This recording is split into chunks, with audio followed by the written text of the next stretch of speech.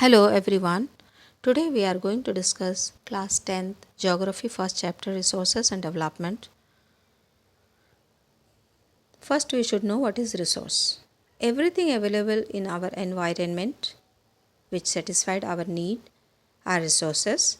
It is technologically accessible, economically feasible and culturally acceptable. Now, resources can be classified in following ways on the basis of origin, biotic abiotic resources जो हैं वो origin के आधार पर हम divide करेंगे तो जानदार बेजान दो तरह के होते हैं. On the basis of exhaustibility के आधार पर अगर हम डिवाइड करेंगे रिन्यूएबल नॉन रिन्यूएबल यूज़ करने से ख़त्म हो जाते हैं और यूज़ करने से नहीं ख़त्म होते हैं. दो तरह के होते हैं. रिन्यूएबल जो होते हैं वो हम यूज़ करते हैं लॉन्ग टर्म के लिए. On the basis of ownership के आधार पर individual, community, national and international. बहुत सारे लोगों के पास इंडिविजुअल प्रॉपर्टी होती है जिनका उनका खुद का होता है वो नेचुरल रिसोर्सेस, और कुछ जो होता है कम्युनिटी का होता है जैसे पार्क हैं, हॉस्पिटल हैं. ठीक है, इनका जो है हम सब यूज़ कर सकते हैं. कुछ नेशनल होता है, देश का होता है जिसमें सब पार्टिसिपेट करते हैं, सब यूज़ करते हैं. कुछ इंटरनेशनल होता है, पूरे वर्ल्ड के लिए होता है. On the basis of status of development, potential, developed stock and reserves, इतने तरह के रिसोर्सेज होते हैं. रिसोर्सेज के बाद जब हम करते हैं तो आप सब ये जान लें कि अगर पृथ्वी में रिसोर्सेज चारों ओर हों लेकिन ह्यूमन बीइंग ना हो तो कौन यूटिलाइज़ करेगा? वो रिसोर्स का कोई मतलब ही नहीं है. ह्यूमन बीइंग जो है खुद ही एक रिसोर्स है क्योंकि वो पढ़ा लिखा है और वो दूसरे रिसोर्सेस का जो है वैल्यूएबल बना के यूटिलाइज़ करता है. इसीलिए ह्यूमन बीइंग का बहुत ही इम्पॉर्टेंट है लाइफ में. और everyone knows there is plenty of resources in the universe, but utilise करने वाला कौन है? आप यहाँ देखने लायक बात है. यूटिलाइज़ करने वाला ह्यूमन बीइंग है. तो रिसोर्सेज दो तरह के होते हैं. एक होता है नेचुरल जो कि पहले से अवेलेबल है. Plenty of resources are there in planet. ठीक है, पानी है, हवा है, विंड है, वही हवा है, और सोलर एनर्जी है और बहुत सारी चीज़ें हैं. ठीक है, अभी हम बात करेंगे नेचुरल रिसोर्सेज का. नेचुरल रिसोर्सेज दो तरह के हैं, renewable, non renewable. Renewable resource further divide into two types, that is continuous और फ्लो, जिसमें विंड, वाटर वगैरह हम देखेंगे. दूसरा जो है बायोलॉजिकल रिसोर्स है. Biological resources further divide into two types, that is natural vegetation and wild life.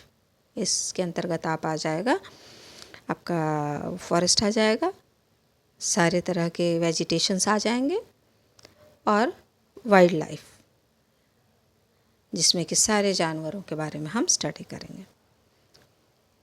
Now we will talk about renewable resources, non renewable resources. Renewable resource के बारे में हमने पढ़ लिया. अब नॉन रिन्यूएबल रिसोर्सेज के बारे में बात करेंगे. नॉन रिन्यूएबल रिसोर्सेज जो हैं they are of two types, that is recyclable. Example के तौर पे हम मेटल को लेंगे. नॉन रिसाइक्लेबल फॉसिल फ्यूल को हम लेंगे. फॉसिल फ्यूल जो है एक बार आप यूज़ कर लो, जैसे पेट्रोल है, कोल है, एक बार यूज़ कर लोगे तो दोबारा आप यूज़ नहीं कर सकते क्योंकि वो ख़त्म हो जाते हैं और इनके बनने में बहुत लेंथी वक्त लगता है. एक दिन दो दिन नहीं लगता, काफ़ी वक्त लगता है. Now we will talk about the sustainable development. Sustainable development है क्या?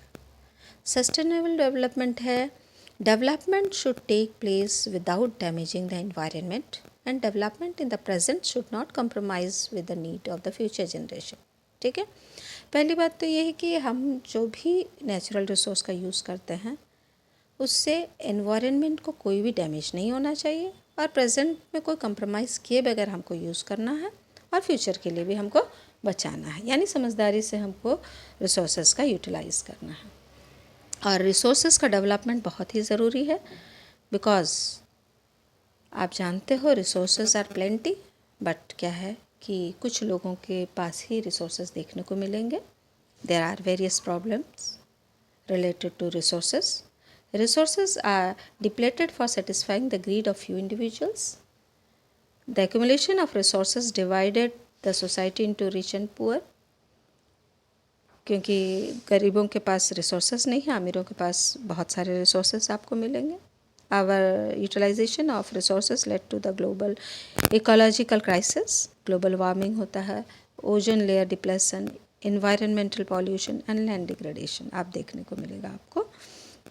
जैसे आप देखिए, अगर हम इंडस्ट्रीज़ की वजह से और डेवलपमेंट की वजह से हम तरह तरह के जो एजुकेशनल इंस्टीट्यूशन स्थापित करते हैं या फिर बिल्डिंग्स बनाते हैं सेटलमेंट्स के लिए, रोड्स बनाते हैं, डैम बनाते हैं, बहुत सारी चीज़ों के लिए हम क्या करते हैं, पेड़ों की कटाई करते हैं, ठीक है।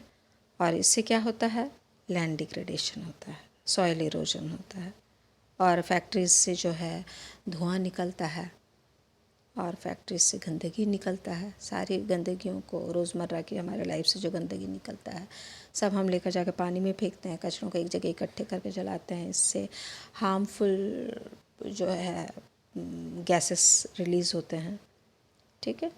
और नदी में जब कचरा फेंका जाता है नदी पॉल्यूट हो जाता है इस तरह।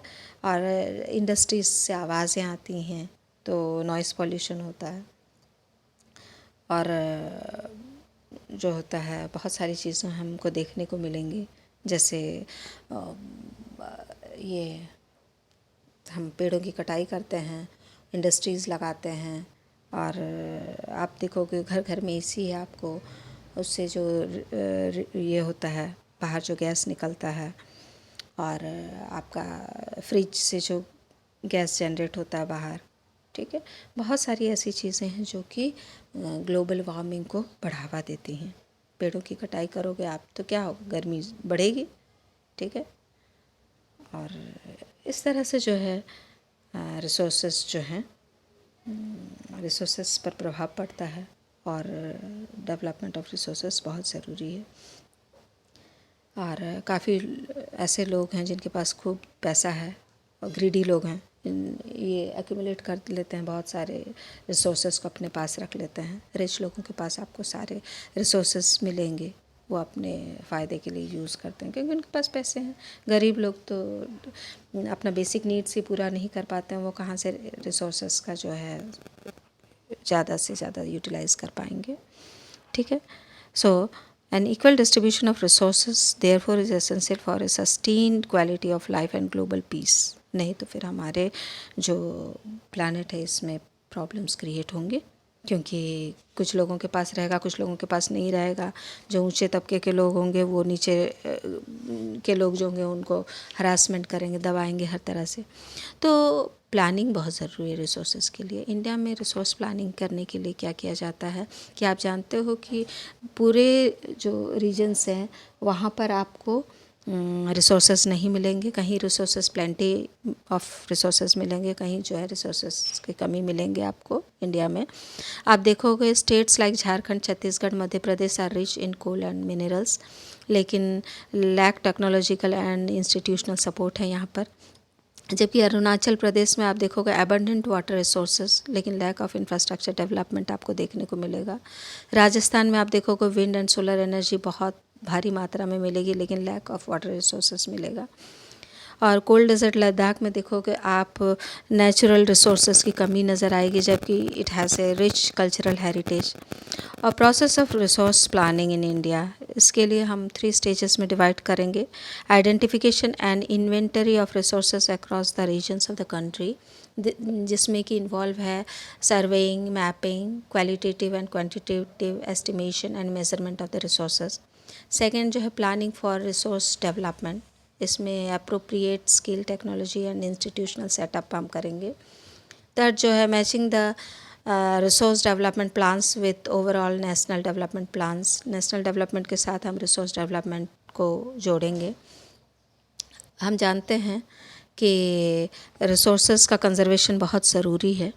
कुछ इवेंट्स हैं जो कि कंजर्वेशन को दिखाते हैं। आप देखोगे इन 1987 द ब्रंटलैंड कमीशन रिपोर्ट जो है extensively mentioned the necessity of resources conservation.